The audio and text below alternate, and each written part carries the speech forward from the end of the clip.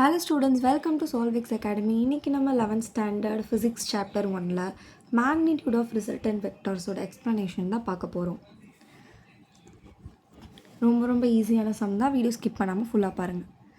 இப்போது நம்ம சம்குள்ளே போகலாம். magnitude of resultant vectors அப்படின்னா என்னென்னா, magnitude of resultant vectors, அதாவது ரிசல்டன்ட் வெக்டார்னால் இதுதான் அதோட சிம்பிள். ஆர் வெக்டார் தான் ரிசல்டன்ட் வெக்டார்னு சொல்லுவோம். அதாவது இப்போ for example A vector B vector அப்படின்ற ரெண்டு வெக்டார் இருக்குன்னா அதை ஜாயின் பண்ணுது இல்லையா, ஒரு அதோட மேக்னிடியூடை கண்டுபிடிக்கிறதுக்கு ஜாயின் பண்ணுறது பேர் தான் ரிசல்டன்ட் வெக்டார்னு சொல்லுவோம். இந்த ரிசல்டன்ட் வெக்டாருடைய மேக்னிடியூடை எப்படி கண்டுபிடிக்கிறது அப்படின்னு தான் வந்து எக்ஸ்ப்ளனேஷன் அதில் பண்ண போகிறேன். அதாவது இதான் வந்து டயக்ராம். இந்த டயக்ராம் வந்து புக்கில் இருக்குது. பட் இந்த டயக்ராம் வந்து இப்போ எப்படி எக்ஸ்பிளைன் பண்ணுற பாருங்கள். அதாவது ஃபர்ஸ்ட் ஏ வெக்டார் அப்படின்னு நம்ம ஒரு வெக்டார் வரைஞ்சிக்கணும். வெக்டார் இஸ் நத்திங் பட் ஒரு லைன் செக்மெண்ட்டு தான். பட் இதுக்கு இந்த லைன் செக்மெண்ட்டுக்கு வந்து ஒரு எண்டு இருக்குது. ஸோ இப்போது ஏ வெக்டார் பி வெக்டார்னு ரெண்டு லைன் செக்மெண்ட் இருக்குது. இந்த ஏ வெக்டாருடைய ஹெட்டு வந்து இதுதான் ஹெட்டு, இந்த ஆரோ மார்க் போட்டிருக்கிற இடம் தான் ஹெட்டு. இந்த ஏ வெக்டாருடைய ஹெட்டு வந்து பி வெக்டாருடைய டெய்லில் கனெக்ட் ஆகிருக்கு. கரெக்டாக பி வெக்டாருடைய ஹெட் இங்கே இருக்குது, இதோட டெய்ல் இது.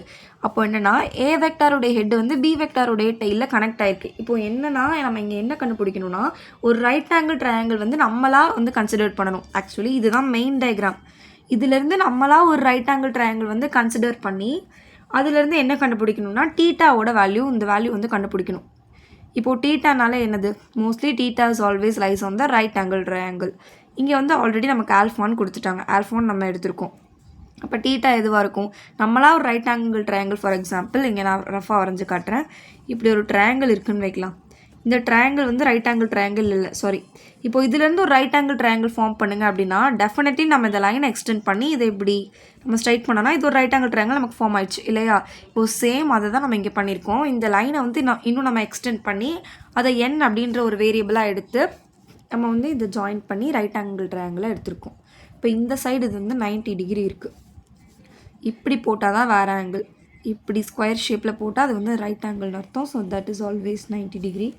அண்ட் இதை வந்து நம்ம டீட்டாவாக எடுத்திருக்கோம். இப்போ வந்து நம்ம இதை ஸ்டேட்மெண்ட்டாக எழுதி ஆகணும். இந்த கொஷினில் அப்படி தான் கேட்டிருக்காங்க. The head of the vector A is connected to the tail of the vector B. அதாவது நான் சொன்னதே தான், நான் தமிழ் எக்ஸ்பிளைன் பண்ணது அது அப்படியே நம்ம இங்கிலீஷில் எழுதிக்கலாம். The head of the vector A is connected to the tail of the vector B. அது அப்படியே நம்ம ஸ்டேட்மெண்ட்டாக ஃபர்ஸ்ட் எழுதிக்கலாம். அதுக்கப்புறம் என்னென்னா நம்ம இந்த டீட்டா, அதாவது ஒரு ரைட் ஆங்கிள் ட்ரையாங்கிள் நம்மளாம் வந்து கன்சிடர் பண்ணி இதை டீட்டான்னு எடுத்தோம் இல்லையா, இதை வந்து நம்ம எழுதணும். Let theta be the angle of A vector and B vector. அதை வந்து நம்ம அப்படியே ஸ்டேட்மெண்ட்டாக எழுதலாம். Let theta be the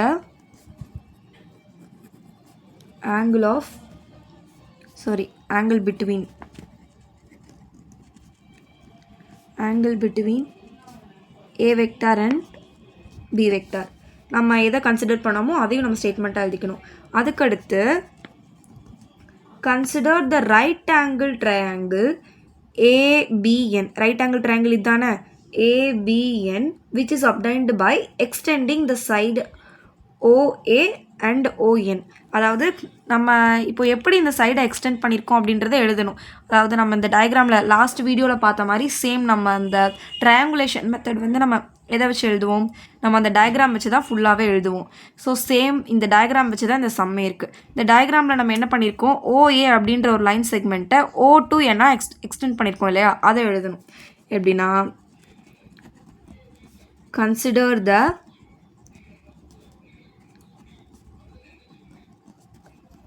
right angled triangle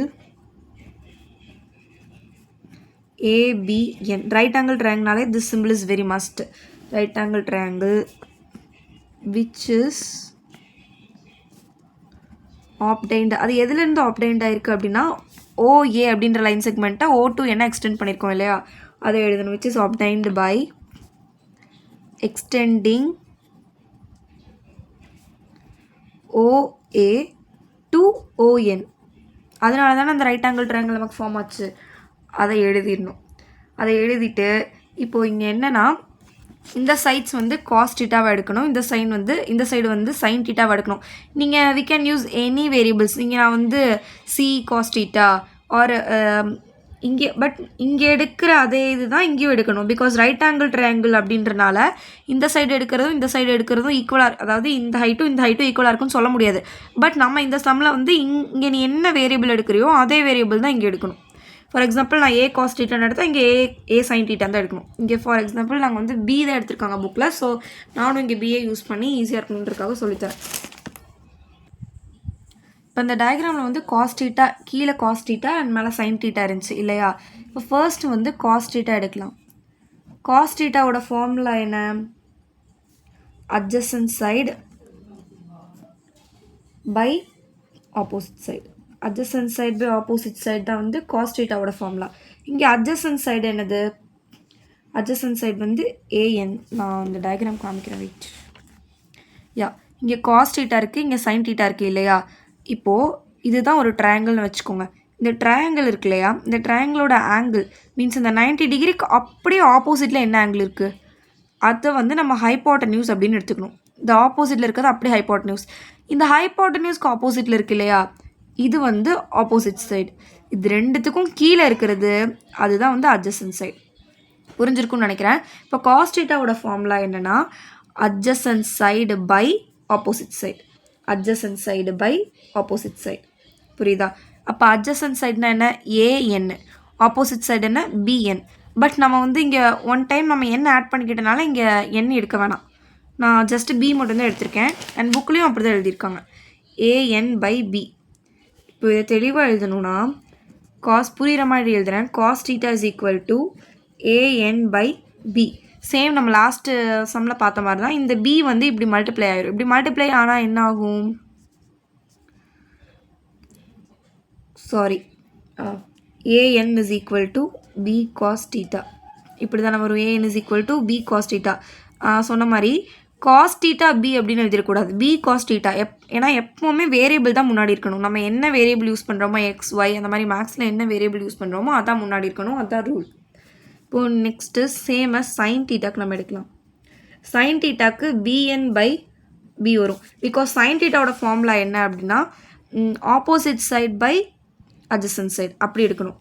அப்போது வந்து பிஎன் பை பி. ஸோ அதே மாதிரி இது மல்டிப்ளை ஆகிடுச்சுன்னா PN is equal to P sine theta இப்படி வருமா? இப்போது தேர்ஃபோர் இது ரெண்டும் தான் நமக்கு கிடைச்ச ஈக்குவேஷன்ஸ்.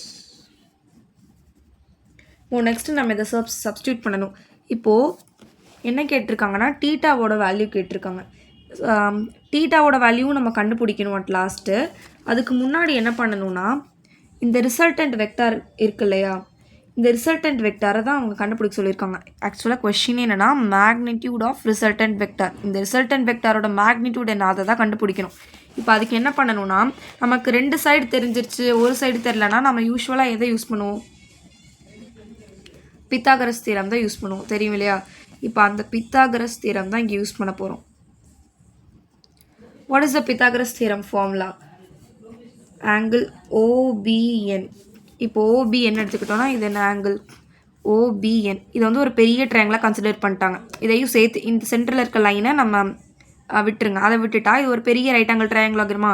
அப்படி எடுத்துக்கோங்க. ஓபிஎன் அப்படின்னா இப்போது O2N அப்புறம் N2B அண்ட் வாட் O2B. இப்படி இந்த 3 சைட்ஸ் மட்டும்தான் இருக்குது. சென்டரில் இருக்க ஆங்கிள் விட்டுட்டாங்க. சென்டரில் இருக்க அந்த டிவைட் பண்ணது இல்லையா இந்த A2B இதை விட்டுட்டாங்க. இதை விட்டுட்டு இது ஒரு பெரிய ரைட் ஆங்கிள் ட்ரையாங்கிளாக கன்சிடர் பண்ணிவிட்டு இந்த ஒரு சைடு மட்டும் நமக்கு தெரியல, இதை தான் கண்டுபிடிக்கணும். இப்போ இதுக்கு தான் வந்து பித்தாகரஸ் தியரம் நம்ம யூஸ் பண்ணியிருக்கோம். For example OBN. இப்போது ஃபார்முலா என்னென்னா நமக்கு தெரியாத சைடு எந்த சைடு நம்ம கண்டுபிடிக்கணும்? இதில் OB தானே கண்டுபிடிக்கணும். அதனால் OB ஸ்கொயரை வந்து நம்ம லெஃப்ட் ஹேண்ட் சைடு வச்சுக்கிட்டு ரைட் ஹேண்ட் சைடு வந்து மிச்ச ரெண்டு சைடோட ஸ்கொயர் பண்ணணும். OB square is equal to ON square plus BN square. OB ஸ்கொயரில் அங்கே என்ன இருக்குது? R தான் இருக்குது இல்லையா? அப்போது R2 இப்படி எழுதிடக்கூடாது, மீன்ஸ் R வெக்டார் ஸ்கொயர் அப்படின்னு. R வெக்டார் ஸ்கொயர்லாம் வராது, சாரி, R வெக்டார் ஸ்கொயர்லாம் வராது. ஸ்கொயர் வரும்போது இந்த வெக்டாரில் கேன்சல் ஆகிரும். ஸோ அப்போ R square is equal to ON. என்ன ONோட ஃபார்முலாஸ்? ON இங்கே என்னென்ன இருக்குது? இந்த இடத்துல தான் மிஸ்டேக் பண்ணிடக்கூடாது. இப்போது ON இருக்குது இல்லையா, இதை வந்து நம்ம ஆட் பண்ணணும். O to A ஒரு line segment and A to N வந்து ஒரு லைன் செக்மெண்ட்.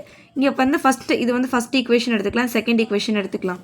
இந்த ஃபஸ்ட் ஈக்குவேஷன் வந்து நம்ம என்ன பார்த்தோம், ஏவும் என்னோட வேல்யூ வந்து கிடச்சிருச்சு. என்னோட வேல்யூ என்ன, B cos θ. புரிஞ்சிச்சா? அதை தான் வந்து நம்ம எழுதியிருக்கோம், B cos θ, B sin θன்னு. நம்ம கிடச்சதை தான் எடுத்து நம்ம டயக்ராமில் எழுதியிருக்கோம். டயக்ராமில் எழுதிட்டு அப்புறமா நம்ம கண்டுபிடிக்கல. ஓகேவா? என்னோட வேல்யூ வந்து B cos θ நமக்கு கிடச்சிருச்சு. இப்போ இந்த ON அப்படின்னா என்ன, A ப்ளஸ் AN அதானே. இந்த வந்து A வெக்டார் இருக்குது. வெக்டாரை வந்து நீங்கள் சம்மில் எடுத்துக்கக்கூடாது. ஸோ இப்போ புரிஞ்சிருக்கும்னு நினைக்கிறேன். A ப்ளஸ் இந்த A தான் நான் எடுத்திருக்கேன். இந்த வெக்டார் OAல என்ன இருக்குது, இது A வெக்டார் தானே, அதனால் இந்த A எடுத்திருக்கேன். இந்த A வெக்டார் தான் நான் இங்கே ஏன்னு எடுத்திருக்கேன் கீழே. ஸோ A ப்ளஸ் என்னோட வேல்யூ என்ன, நம்ம ஃபர்ஸ்ட் ஈக்குவேஷனில் பார்த்துருக்கோம், B cos θ. இதோட ஸ்கொயர் மறந்துடாதீங்க. சேம் அதே மாதிரி இப்போது பிஎன் எடுத்துக்கிட்டால் வந்து பிஎன்க்கு ஈஸியாக தான் இருக்கும். பிஎன் என்ன, B sin θ. B sin θவை நம்ம ஸ்கொயர் பண்ணலாம். B sin θ ஸ்கொயர் ஆகிடுமா? இப்போ இதை என்ன பண்ணலான்னா தனித்தனியாக ஸ்கொயரை பிரித்து எழுதலாம். அப்போ தான் உங்களுக்கு புரியும். R square is equal to A square plus B square cos square θ plus 2AB cos θ plus B square sin square θ.